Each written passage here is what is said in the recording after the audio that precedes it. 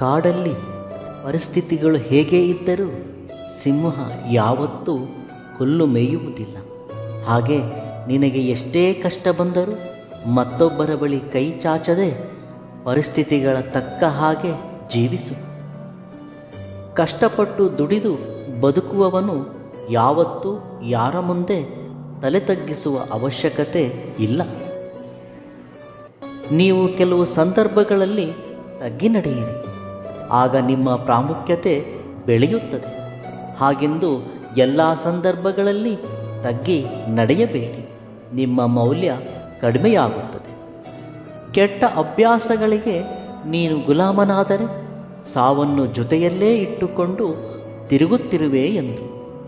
ಒಣ ಕಟ್ಟಿಗೆಯೊಂದಿಗೆ ಬೆರೆತ ಹಸಿ ಕಟ್ಟಿಗೆಯೂ ಸುಡದೆ ಇರುವುದಿಲ್ಲ. ಹಾಗೆ ಕೆಟ್ಟವರೊಂದಿಗೆ ಬೆರೆತ ಒಳ್ಳೆಯವನೂ ಸಹ ಕೆಡದೆ ಇರುವುದಿಲ್ಲ. ಇತರರ ತಪ್ಪುಗಳಿಂದಲೂ ಪಾಠವನ್ನು ಕಲಿತುಕೊಳ್ಳಿ, ಏಕೆಂದರೆ ನಿಮ್ಮ ಸ್ವಂತ ಅನುಭವದಿಂದಲೇ ಪಾಠ ಕಲಿಯಬೇಕೆಂದರೆ ಈ ನಿಮ್ಮ ಜೀವಿತ ಕಾಲವು ಸಾಕಾಗುವುದಿಲ್ಲ. ನಾವು ನಂಬಿದರೆ ಪ್ರತಿ ಸುಳ್ಳು ಸತ್ಯವಾಗಿಯೇ ಕಾಣಿಸುತ್ತದೆ. ಅದೇ ನಂಬದೇ ಇದ್ದರೆ ಪ್ರತಿ ಸತ್ಯ ಸುಳ್ಳಾಗಿಯೇ ಕಾಣಿಸುತ್ತದೆ.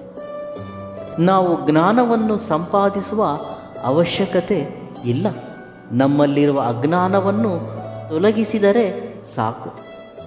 ನಮ್ಮ ಆತ್ಮಗೌರವಕ್ಕೆ ಧಕ್ಕೆ ಬರುವ ಹಾಗೆ ಜೀವಿಸುವುದಕ್ಕಿಂತ ಹೀನಾಯವಾಗಿರುವುದು ಮತ್ತೊಂದಿಲ್ಲ. ಇದ್ದುದರಲ್ಲಿಯೇ ಹೊಂದಾಣಿಕೆಯಿಂದ ಇದ್ದರೆ ಪ್ರತಿ ಕ್ಷಣವೂ ನೆಮ್ಮದಿ. ಇಲ್ಲದಿರುವುದಕ್ಕಾಗಿ ಹಾಹಾಕಾರ ಪಡುವ ಪ್ರತಿ ಹೆಜ್ಜೆಯೂ ನರಕವಾಗಿಯೇ ಇರುತ್ತದೆ. ಹೆಚ್ಚಾಗಿ ಅಂಟಿಸಿಕೊಂಡರೆ ಗಂಧವು ಪ್ರಮಾದಕರವೇ. ಹಾಗೆ ಕೆಲವು ಬಾಂಧವ್ಯಗಳು ಕೂಡ ಅಷ್ಟೇ. ಮನಸ್ಸಲ್ಲಿ ಯಾವುದೇ ಗೊಂದಗಳಿಲ್ಲದೆ ಪ್ರಶಾಂತವಾಗಿ ನಿದ್ರಿಸುವವನೇ ನಿಜವಾದ ಅದೃಷ್ಟವಂತ. ಹದ್ದು ಮೀರಿದ ಆಲೋಚನೆಗಳು ಶತ್ರುವಿಗಿಂತಲೂ ಪ್ರಮಾದಕರವಾಗಿರುವುದು. ಜೀವನ ಯಾವಾಗಲೂ ಸವಾಲುಗಳನ್ನು ಎಸೆಯುತ್ತಿರುತ್ತದೆ. ಅವುಗಳನ್ನು ಎದುರಿಸಿ ನಿಲ್ಲುವವನೇ ಯಶಸ್ವಿ ಆಗುವನು. ಅರ್ಹತೆ ಇಲ್ಲದಿರುವ ವ್ಯಕ್ತಿ ನಿಮ್ಮ ಅರ್ಹತೆ ಬಗ್ಗೆ ಮಾತನಾಡುವವನೆಂದರೆ ಅದು ಅವನ ತಪ್ಪಲ್ಲ, ನಿಮ್ಮ ಒಂದು ಅಮಾಯಕತೆ. ಮೌನ ಅನ್ನುವುದು ಮಹತ್ತರವಾದ ಶಕ್ತಿ. ಹಾಗೆಂದು ಎಲ್ಲ ಸಮಯದಲ್ಲೂ ಮೌನವಾಗಿಯೇ ಇರುವ ಅವಶ್ಯಕತೆ ಇಲ್ಲ. ಬರೀ ಮೌನದಲ್ಲೇ ಇದ್ದರೆ ಈ ಸಮಾಜ ಹಾಸ್ಯವಾಗಿ ನೋಡುತ್ತದೆ. ಈ ಸಮಾಜಕ್ಕೆ ಮಾತುಗಳ ಅವಶ್ಯಕತೆಯೂ ಇದೆ. ನಿನ್ನ ಧ್ವನಿಯು ಬದುಕಿಗೆ ಮಹತ್ತರವಾದುದು. ಮೌನವನ್ನು ಬದುಕಲ್ಲಿ ಆಗಾಗ ಮಾತ್ರವೇ ಅನುಸರಿಸಬೇಕು, ಒಂದು ಸಾಧನೆಯನ್ನಾಗಿ ಉಪಯೋಗಿಸಬೇಕು. ಕೆಲವರು ಯಾವಾಗಲೂ ಯಾರೊಂದಿಗೂ ಮಾತನಾಡುವುದೇ ಇಲ್ಲ, ನಿರುತ್ಸಾಹದಿಂದ ಇರುವರು. ಮೌನವು ಉತ್ಸಾಹವನ್ನು ತರಬಲ್ಲ ಸಾಧನೆಯೇ ಹೊರತು ಜಿಗುಪ್ಸೆಯಿಂದ ವಿರಾಗದಿಂದ ಇರುವುದಲ್ಲ. ಆ ರೀತಿ ಇರುವುದು ಅಸಲಿಗೆ ಮೌನವೇ ಅಲ್ಲ. ನಮ್ಮ ಮಾತುಗಳು ಇತರರಿಗೆ ಬೆಳಕಾಗಬೇಕು, ಶಕ್ತಿ ತುಂಬಬೇಕು. ಒಂದು ಸಣ್ಣ ಕಿರುನಗೆ ಪ್ರತಿಕೂಲ ಪರಿಸ್ಥಿತಿಗಳನ್ನು ಕೂಡ ಅನುಕೂಲಕರವಾಗಿ ಬದಲಾಯಿಸಬಹುದು. ನಿನ್ನ ಶಕ್ತಿ ಏನು ಎಂದು ನಿರೂಪಿಸುವವರೆಗೂ ನಿನ್ನ ಮನೆಯವರಿಗೆ ಅಷ್ಟೇ ಅಲ್ಲ, ಪ್ರಪಂಚಕ್ಕೂ ನೀನು ಕೀಳಾಗಿಯೇ ಕಾಣಿಸುವೆ. ಭಗವಂತ ನೀನು ಮಾಡುವ ಪೂಜೆಗಳಿಗಷ್ಟೇ ಅಲ್ಲ, ನೀನು ಮಾಡುವ ಪಾಪ ಕರ್ಮಗಳಿಗೂ ಫಲಿತವನ್ನು ಕೊಡುತ್ತಾನೆ. ಕೇಳದೆಯೇ ಹೇಳುವುದು ಅವಿವೇಕ, ಕೇಳಿದರೆ ಹೇಳದಿರುವುದು ಅಹಂಕಾರ. ನೀವು ಹೇಳುವುದು ನಿಜವೇ ಆದರೂ ಇತರರು ಕೇಳುವುದಕ್ಕೆ ಇಷ್ಟವಿಲ್ಲದಾಗ ಹೇಳದಿರುವುದೇ ಒಳ್ಳೆಯದು. ಪ್ರೇಮ ಅನ್ನುವುದು ಜವಾಬ್ದಾರಿ ಇಲ್ಲದಾಗ ಸುಂದರವಾಗಿಯೇ ಕಾಣಿಸುತ್ತದೆ. ಅದೇ ಪ್ರೇಮಕ್ಕೆ ಜವಾಬ್ದಾರಿ ಜೊತೆಯಾದರೆ ಪ್ರೇಮವು ಭಾರವಾಗುತ್ತದೆ.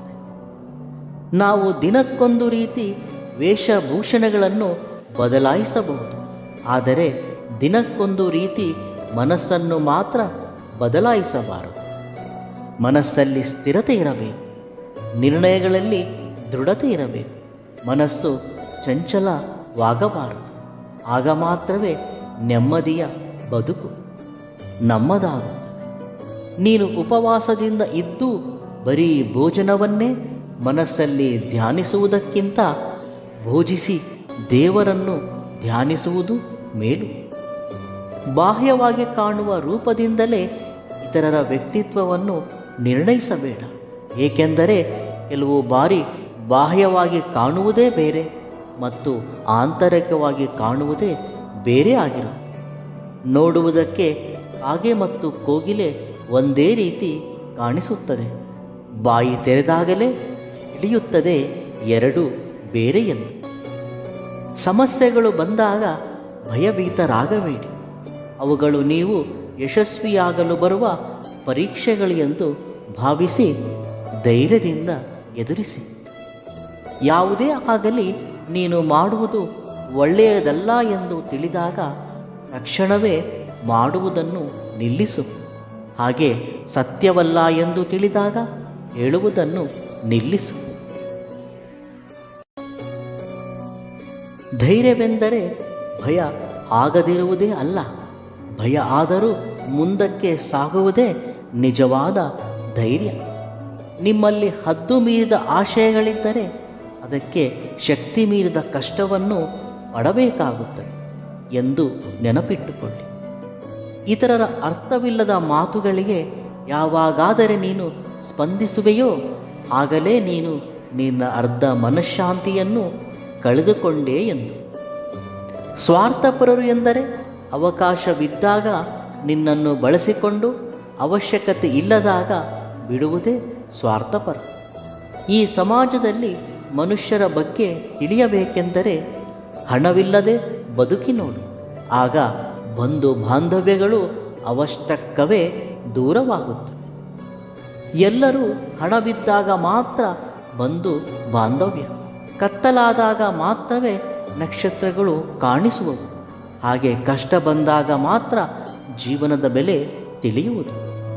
ನಮಗೆ ಇಷ್ಟವಾಗಿರುವವು ಎಷ್ಟೇ ಇದ್ದರೂ ಇಲ್ಲದಿರುವುದಕ್ಕಾಗಿ ಹಂಬಲಿಸುವುದೇ ಜೀವನ.